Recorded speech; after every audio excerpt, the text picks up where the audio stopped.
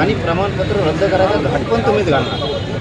एकतर माझा समाज प्रचंड अडचणीत आहे, गोरगरीब शिक्षणापासून वंचित आहेत, नोकऱ्यापासून वंचित आहेत. माझा समाजाचे सगळे नेतेसुद्धा, सामाजिक राजकीय सगळे संघटनांचे सगळे अभ्यासक, पदाधिकारी, समन्वयक, मराठा सेवक सगळे एकत्र आणि तुम्ही आरक्षण द्यायला सुरुवात केली, रद्द करायला पण तुम्ही सुरुवात केली. इतकं नीचपणाचं वागणूक नसेल तुमच्या बीडचा स्वामी आणि आणखी अरे यांना पत्र दिलं आहे बावनकुळेंनी. एखाद्या मराठ्यांच्या नेत्यानं, मराठ्याच्या मंत्र्यानं 60-70 वर्षाच्या काळात मला दाखवा ओबीसीचं आरक्षण रद्द करा किंवा ओबीसीच्या नोंदी रद्द करा म्हणून एखादं पत्र दिलं. बावनकुळेंनी पत्र काढलं नोंदी रद्द करा. हे गोरगरीब ओबीसीला तरी मान्य आहे का? तुकड्यावर जगणारे 4 दिवस सोडून द्या, परंतु गोरगरीब ओबीसीला तरी मान्य आहे का मराठ्यांचं हक्काचं आरक्षण रद्द करण्यात यावं?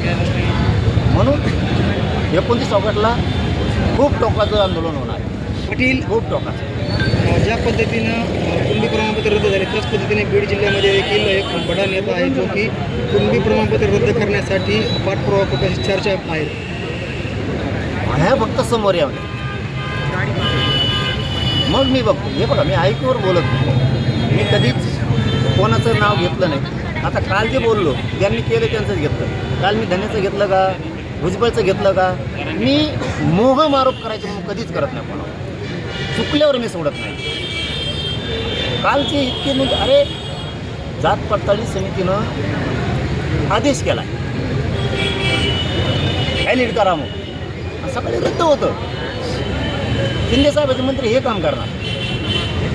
आता ठीक आहे, त्यांनी सांगितलं आता रात्रीपासून त्यांचे खलबतं सुरू आहे, सकाळी पण होते आम्ही आमची चूक दुरुस्त करतो. शिंदे साहेबांच्या तिकडून सुरू झालं.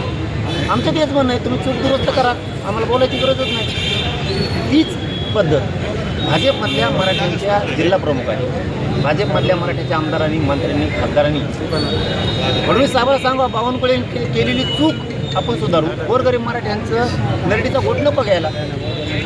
हे शिंदे साहेबाला सुद्धा त्यांच्या महाराष्ट्रातल्या सगळ्या जिल्हा प्रमुखांना सांगावं, सगळ्या आमदार मंत्र्यांनी, खासदारांनी सांगावं की शिंदे साहेब आपल्या मंत्र्यांनी चूक केली, आपण आपण जर पाहिलं तर तुम्ही अनेकदा शिंदे तसे नाही, शिंदे मराठा समाजाच्या हिताचे निर्णय घेतात असं म्हटलं होतं. परंतु आज नेमकं असं काय झालं की तुम्ही शिंदेच्या विरोधात बोलता आणि शिंदेला सुद्धा इशारा देता? हे बघा, मला ह्या बॉर्डरचा ह्या बॉर्डर चुका नाही. मी केलं म्हणलं की केलंच म्हणतो. मी माझ्या मराठा समाजाशी प्रामाणिक राहणार आहे, नेत्याशी, मंत्र्याशी. त्यांनी चूक केली ती चूकच सिद्ध करून दाखवली. चूक केली तरी बोलत राहून देतो मराठी इकडे फाशीवर सोडून, असं माझ्याकडून नाही होऊ शकत. म्हणजे मला ज्या टोकाला जायचं ती वेळ आली तरी चालत, पण मराठा समाजाचं नुकसान नाही होऊ देऊ शकत. मग जे व्हायचं असेल ते होईल आणि माझी लढायची तयारी त्याचं कोणत्याही ताकदीत.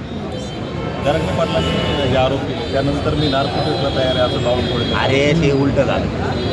तर मी म्हणलो ते आणखी पुढे गेल्यावर वाक्य येईल, बावनकुळेचे नार्कोटिक्स 15 लाख ज्या अधिकाऱ्यांनी मागितले ते विषय ते जोडताना त्यांना जोडलं. याचा अर्थ ते चूक नाही असं नाही. नार्कोटिक्सचा विषय त्यांचा नाही, फक्त त्यांचा विषय पत्र काढले त्यांनी त्याच्यात. याचा अर्थ दोषी नाही तसा अजिबात. गंगाखेडला सुद्धा त्यांनीच फोन लावला. याच्यासाठी मंत्री नसतं बाबा. मंत्री कशासाठी असतो? इतकी जात खचून भरली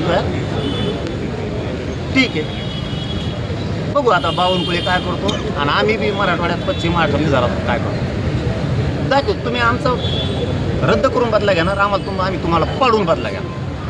आता तुम्ही भाजपला इशारा देत आहे उमेदवार पाडण्याचा. दुसरीकडे मंगेश सासने यांनी देखील इशारा दिला आहे भाजपच्याच काळात ओबीसीचं नुकसान झालं, आपचं आरक्षण गेलं, राजकीय आरक्षण गेलं, शैक्षणिक आरक्षण गेलं, त्यामुळे आता हे 2029मध्ये ओबीसी देखील भाजपला हात दाखवतील असं म्हणतो.